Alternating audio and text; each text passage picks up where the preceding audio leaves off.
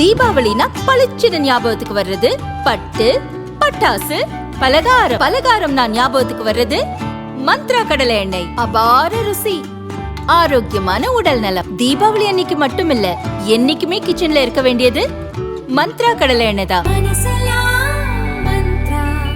தணிக்கை இதுக்கும் வந்து திமுகவுக்கும் சம்மந்தம் இல்லைன்னு வைகோ கூட இப்போ சொல்லியிருக்காங்க தொடர்ந்து. ஆனால் மாணிக்கம் தாக்கூர் உள்ளிட்ட காங்கிரஸ் எம்பிக்கள் வந்து ஜனநாயகனுக்கு வந்து ஆதரவாக, அதாவது அந்த படத்துக்கு ஆதரவாக கருத்துக்களை தெரிவிக்கிறாங்க.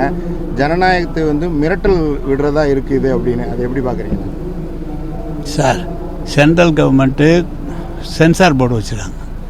இதுக்கு எங்களுக்கு என்ன சம்மந்தம்? அவங்க கொடுக்க போகிறாங்க, அவங்க வாங்க போகிறாங்க.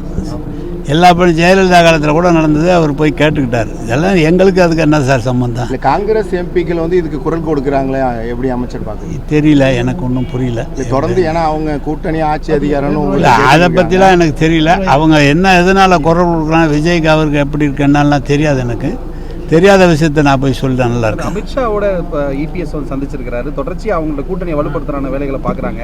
எப்படி இருக்கும்னு நினைக்கிறீங்க சார்? அவங்க இப்போ தான் வலுப்படுத்துகிறாங்க. திமுக ஏற்கனவே வலுவாக இருக்குது.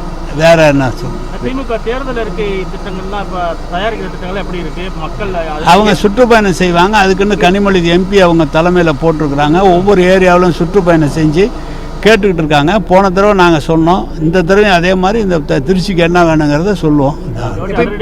தேர்தல் அறிக்கை திட்டங்கள் மக்கள் எதிர்பார்க்குறாங்க. நல்லா இருக்கும். தேர்தல் அறிக்கை நல்லா இருக்குமே, நல்லா இருக்கு. எப்பயுமே ஒரு கலைஞர் அவர்கள் திமுகவில் தேர்தல் அறிக்கை என்பது கதாநாயகன் சொல்லுவார். அதை நம்பி தான் தேர்தல் இருக்கு. நல்லா இருக்கு. கடந்த முறை போல வந்து இந்த முறையும் வந்து இந்த தேர்தல் வாக்குறுதியில் மிக முக்கியமாக அந்த அறிக்கையில் கதாநாயகன் சொல்கிறீங்க. அதிக அளவில் வந்து இலவச திட்டங்கள் சார் 540 தேர்தல் அறிக்கையில் கிட்டத்தட்ட 80-85% நிறைவேற்றியிருக்கிறார். அதை விட சொல்லாத வாக்குறுதிகளையும் நிறைய கொடுத்துருக்கிறார். அவ்வளவு நெருக்கடி, ஒன்றிய அரசுடைய நிதி நெருக்கடியிலும் இந்த திட்டங்கள்லாம் நிறைவேற்றப்பட்டிருக்கிறது. எனவே அவர் சொன்னதெல்லாம் ஓல்டு பென்ஷன்லாம் இன்னைக்கு கொடுத்துட்டாங்க. அதோட 3000 ரூபா பணமும் பொங்கல் கொடுத்தாங்க, லேப்டாப்பும் கொடுத்துட்டாங்க.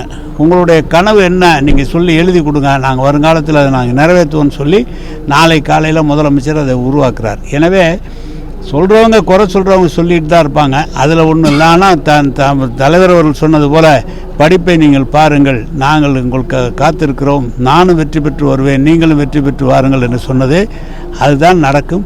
மக்கள் ஏற்றுக்கொண்டிருக்கிறார்கள். இவ்வளவு நாள் விட்டு